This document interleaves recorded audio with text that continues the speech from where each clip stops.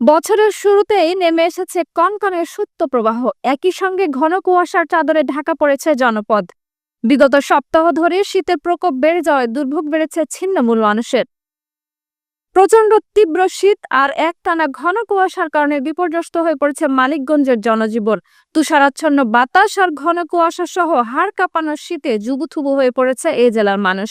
বেড়েছে সর্দি কাশি সহ শিশু ও বৃদ্ধদের ঠান্ডাজনিত বিভিন্ন রোগ। প্রায় সারা জেলাতেই মাঝারি থেকে তীব্র শীত অনুভূত হচ্ছে। প্রায় এক সপ্তাহ ধরে চলছে এই পরিস্থিতি, যা হাড় কাঁপিয়ে যাচ্ছে। এমন পরিস্থিতিতে বিভিন্ন স্থানে দরিদ্র খেটে খাওয়া মানুষ খুব কষ্টে আছেন। শীত উপেক্ষা করে তাদের বের হতে হচ্ছে কাজে। রোদ না থাকায় খড়কুটো জ্বালিয়ে শীত নিবারণের চেষ্টা করছে অনেকে। খুব বেশি পড়ছে, খুব বেশি ঠান্ডা। ঠান্ডাটা পড়ছে না, অসম্ভব।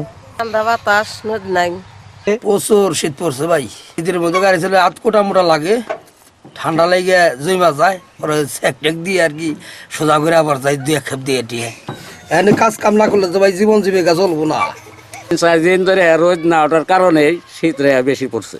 4-5 দিন রোদ উঠে না, এই আবহাওয়া খারাপ, ঠান্ডা বাতাস, এই জন্য আমরা আগুন পোহাইতেছি।